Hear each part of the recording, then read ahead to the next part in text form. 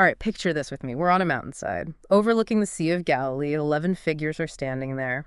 And you can almost feel the mix of anticipation and maybe even a touch of uncertainty, right?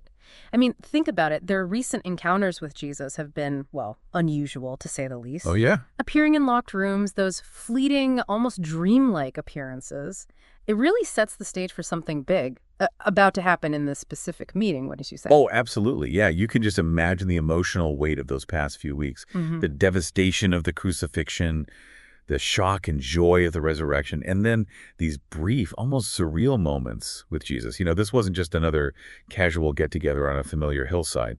There was a sense that something momentous was about to unfold. Yeah, that's exactly what we're diving into today. We're going deep Right. into this pivotal moment, this mandate given on a mountain. And we'll be looking at Stephen C. Hawthorne's book, Mandate on the Mountain, which is really insightful. Our goal today isn't just to recite familiar verses, but to really unpack the core of what Jesus said and what it means for us today, for you and me, Yeah. right now. Our mission is to move beyond just a surface level understanding. Just kind of like, oh yeah, the Great Commission, I know that one. Right, yeah. What was the specific context of this gathering? What were the implications for those 11 disciples, standing there? Yep. And how do those implications resonate with us today? Thousands of years later, we want to go deeper. Okay. So let's set the scene a bit more. This wasn't just any random mountain. It was one overlooking the Sea of Galilee, a place brimming with history between Jesus and his followers. And they'd met in this very region before. And some scholars even believe that it could be the site of the Transfiguration, that moment of divine glory. That's pretty significant. I mean, that geographical link feels significant, doesn't it? It really does. This was familiar ground for them, a place where they had witnessed Jesus's miraculous power, but also where they had heard the voice of the Father. Yeah. It creates a powerful sense of connection to their past. Yeah. And the fact that there were only 11 of them present, the absence of Judas, well, that would have been keenly felt, adding another layer to their expectations, right? Yeah. Like, okay, what's going to happen next? Yeah, totally. They're standing there, overlooking this landscape, recalling some of the astounding things they'd seen him do around that very lake. And then he appears. And Hawthorne describes it as a kind of startling moment. Even though they were expecting him, he just appears, walks toward them from a distance. It really highlights the almost unbelievable reality of his resurrection, doesn't it? It does. That gradual approach, the initial, is that really him? It underscores the magnitude, the sheer magnitude of the resurrection. And then we see that fascinating reaction, a mixture of worship and doubt. Right. Hawthorne really emphasizes that this was the first time they worshiped him, with the full recognition of who he truly was. It seems like everything they'd witnessed, the crucifixion, the empty tomb, these post-resurrection appearances, it had finally coalesced into this understanding of his divine identity. And that kind of wholehearted worship, the complete surrender, feels like the natural response to truly grasping who Jesus is. Yeah. I mean, that's powerful. But here's where it gets really interesting. Hawthorne highlights that Jesus then speaks. And in his statement, he uses the word all, not just once, but 4 times. It's like this declaration with cosmic implications.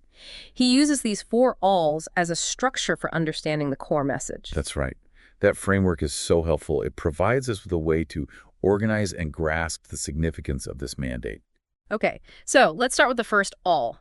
All authority has been given to me in heaven and on earth. Now, the disciples had seen Jesus exercise authority before, healing the sick, calming storms. But Hawthorne's clear. This is something different, something far greater after his resurrection. It's regal, global, powerful authority. Yeah, what's interesting here is the source of this authority. Hawthorne emphasizes that it was given to Jesus by God, by the Father. It's a consequence of Christ's victory on the cross. That victory wasn't just a personal one, it had huge implications. It led to the Father exalting his Son to this ultimate level of authority. And then Hawthorne draws this incredible parallel to John's vision in Revelation chapter 5, the sealed scroll representing the destiny of the earth, and Christ, the Lion of Judah, the only one found worthy to open it. Right, as Hawthorne suggests, this vision gives us a powerful backdrop. The sealed scroll symbolizes that the plan for creation awaits the one worthy to enact it. And Christ, through his victory, is uniquely positioned to do so. He's the Lion of Judah, the victorious Messiah. And the implications of this all authority, they're enormous, right? Power over angelic forces, the ability to direct history. and to ultimately bring about God's kingdom. This isn't a limited, localized power. It's comprehensive, universal. Exactly. It means that whatever uncertainties you're facing, they are ultimately under Christ's authority. This offers comfort, A sense of confidence, confidence, right, knowing that nothing is outside of his rule. Okay, so that's all authority. The second all leads directly to the command. Therefore, go and disciple all the peoples. Right. Hawthorne's really clear on this point. The primary verb here is disciple. The actions of going, baptizing, and teaching all flow from and support this central command. It's not just about a one-time conversion, is it? No, it's not. It's about the ongoing process of discipling. And Hawthorne really emphasizes that this is a super goal, a task meant to be completed among every people group on earth. This is a mission with a clear objective. And the word peoples here is so important. Hawthorne clarifies that the Greek word is ethne, right? From which we get ethnic. So it's not about modern nations, but about distinct people groups. Yes, cultural groups. Why is that distinction so important for understanding this? Well, because it broadens the scope. It's not about reaching every country on a map, but about engaging with the diverse tapestry of cultures and languages, of all humanity, even within the borders of one nation. Right. Understanding ethne helps us to see the specific ways that the gospel needs to be communicated. So it resonates within those different contexts. It's not just about counting converts. It's about recognizing the unique expressions of faith that can emerge within those different cultures. Hawthorne also touches on the relationship between the Great Commission and the Great Commandment, right? Right. To love God and to love our neighbor. Yeah. He points out that they're distinct. One is a historic achievement to be completed, All right. while the other is an ongoing imperative. That's right. However, both are ultimately directed towards God. That's a really helpful distinction. The Great Commandment defines how we live, Yeah. It's a posture of love towards God and others. The Great Commission gives us a specific task with a global reach. Right. They work in harmony, but they're not interchangeable. And Hawthorne suggests that the ultimate aim of both is to see God loved and worshipped by every people. And that word go, that wasn't just a suggestion, was it? No. Hawthorne emphasizes it was an instruction to intentionally go to where these people are, to build relationships, to foster transformation. It wasn't just about broadcasting a message. Jesus himself modeled this. Throughout his ministry, he traveled, engaged with people, understood their needs, spoke their language, literally and figuratively. Okay, the third all focuses on the content of that discipling, Right. teaching them to obey all that I commanded. Hawthorne breaks this down into two actions, baptizing and teaching. Okay. Let's start with baptizing. What was the significance of baptism in that historical context? In the time of John the Baptist and during Jesus' early ministry, baptism was primarily about repentance, washing away sins, and publicly aligning yourself with God's people. Yeah.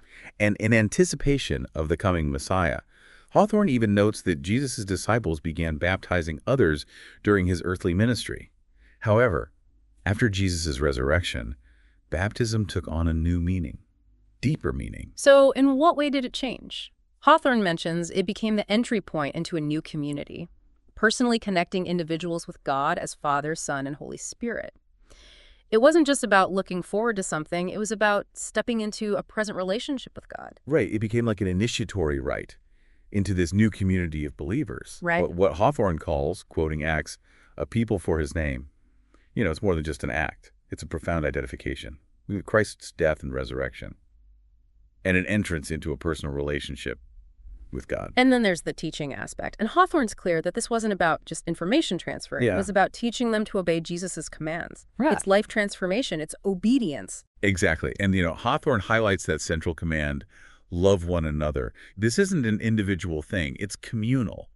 It forms a new society under Jesus' lordship. So it's about actively shaping communities, right? Where people are actively living out Jesus' commands in relationship with one another. That's a much richer picture of discipleship than just, individual piety. Absolutely. It's about a culture of love and obedience that can transform society. Right. That's the power inherent in this mandate. Finally, we get to the fourth all. And lo, I am with you always to the end of the age. Behold. Yeah. Emphasizing a sense of watchfulness. After this huge commission to go to the ends of the earth, he offers this incredible promise. It's amazing. Yeah. What's powerful here is that despite this command to go to these far-off places, Jesus isn't abandoning them. He's drawing them closer. Right. It's not just a delegation of authority. It's a declaration of his continuous presence until the very end. And Hawthorne connects this to the ascension from the Mount of Olives and to the disciples' ministry that follows. Even after Jesus ascended, he remained involved in their work. That's right. Jesus is simultaneously enthroned in heaven and actively working with us on earth. Wow. As Hawthorne puts it, this isn't just a comforting thought, it's God's dynamic leadership. And Hawthorne brings this to the present day, stating that Jesus is still with those who are fulfilling this mandate. That promise wasn't only for those 11 disciples. It extends to every single person who follows him, including you, the listener. Exactly. Jesus knew this very day would come, the day you're listening to this. That's pretty amazing to think about. His words on that mountainside weren't just for those 11 people standing there. They were for every person who would ever follow him. This mandate, to make disciples among all peoples, it's for all of us. Can you imagine yourself on that mountain, hearing those words from Jesus himself? You know, putting yourself in that scene, 11 men beside you, the Sea of Galilee stretching out below, it's a humbling image. And as Hawthorne says, we can envision ourselves there, because these words were meant for everyone who would follow him. So the question is, what's our response to him? Right, what should we do? How can we do other than give him all that we are? That's a powerful call to action, recognizing the immensity of what we've been entrusted with and the power and presence available to us through Christ. It's a call to examine our lives, Yeah. our priorities, our actions. How are we participating in this mission of making disciples? Yeah. Teaching them to obey everything Jesus commanded. So let's recap the 4 alls. Jesus' authority over everything. The global mission of discipling all people groups. Right. The importance of teaching obedience, with love as the foundation, and his promise to be with us always. And all of this flows from that mountain, a moment that continues to shape humanity. Here's a final thought to chew on. Given all of this, what is one specific step that you could take today to engage with this all in a meaningful way? Perhaps it's taking time to learn about a different people group, or reflecting on Jesus' command to love, or simply recognizing his presence in your daily life.